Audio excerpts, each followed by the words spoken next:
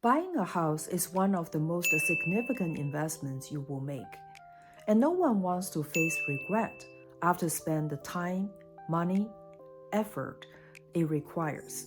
To help you avoid this, I've outlined 5 key red flags you should be mindful during your house hunting journey. Hi, this is Nicole Muk, a local realtor helping people buying and selling real estate in the greater Princeton market.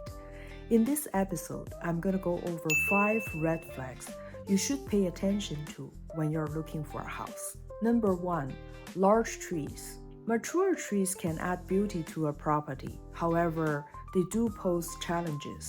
Such challenges include, for instance, if the trees are very close to the property and the tree branches are close to the windows, they will block the natural light from coming inside the house, therefore make the inside of the house very dark. Another challenge is that during the fall season, because of the ton of falling leaves, and you will either spend your own time or your own money hiring other people to constantly help you clean up the leaves. And further challenge could be if the gutters are not being cleaned frequently, then clogged gutter can also cause leaks. Finally, the roots of the trees. They can cause uneven ground, damage to the foundation, or even clog the sewer line. So if you're interested in a house with lots of trees, especially mature trees, make sure you consult experts such as a tree expert and structural engineers to assess any potential risks. Number 2, floor plans. From years working with buyers, I noticed that a lot of people tend to focus on the square footage. Granted, we all want to live in a very spacious living environment. However, just know that it is the layout that has an impact on the livability of a house. For instance, I once saw a house that has a large square footage, slightly over 3,000 square feet. However, because of the layout is kind of awkward, for instance, there's a very long walkway in the middle of the house, and then one of the bathrooms is at the very end of the other side of the house. It just feels like you have to walk half a mile in order to go to the bathroom. It's very awkward and very inefficient because a lot of space got lost in the corridor area. So sometimes even a smaller house with a well thought out layout can create a very comfortable living environment. So make sure when you're looking at a house, see if the floor plan flows, and if it doesn't, to see if there's any possibility to reconfigure the floor plan.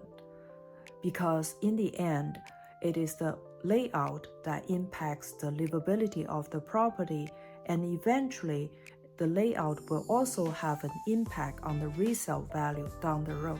Number 3, environment. So if you're interested in a property, make sure you check the property at various times to make sure you understand the area fully. For instance, a friend of mine bought a house in a subdivision, a very nice subdivision years ago with another realtor. And they went to see the house during a Sunday open house. They liked it and made an offer, ended up buying the house. What they didn't realize and what the realtor didn't tell them was that this subdivision is right next to the New Jersey Transit Railway. So after they move in, and then they realize that, the train starts as early as 5:30 and the last train passes by after 11 o'clock in the evening. So the noise from the passing train is something that they will have to live with as long as they are still living in the house.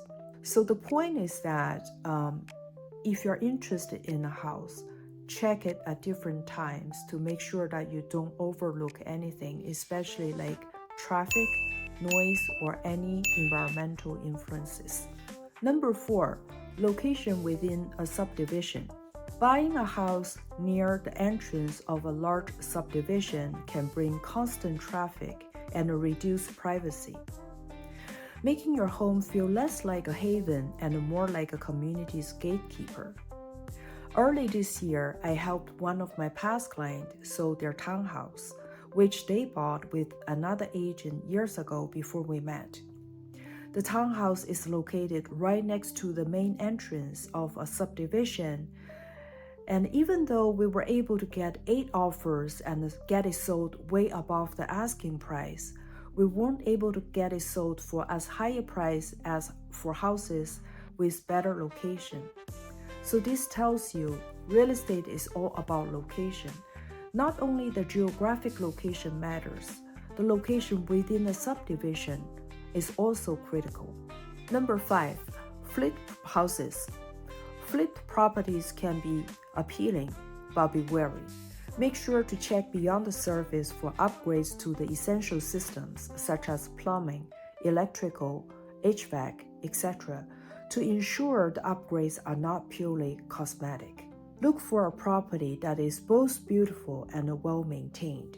As we know, not all flipped houses are created equal.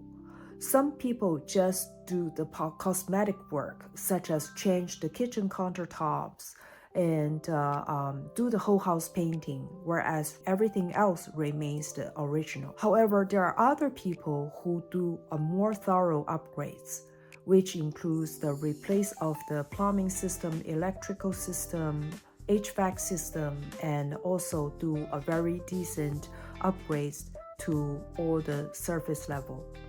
So make sure you work with a realtor who can help you identify which one is which, so to avoid to pick up a lemon. Whether you are working with me or another realtor, it is essential for you to team up with a person who is responsible and reliable, who can guide you through the process. And make sure that your investment brings joy to you for the years to come.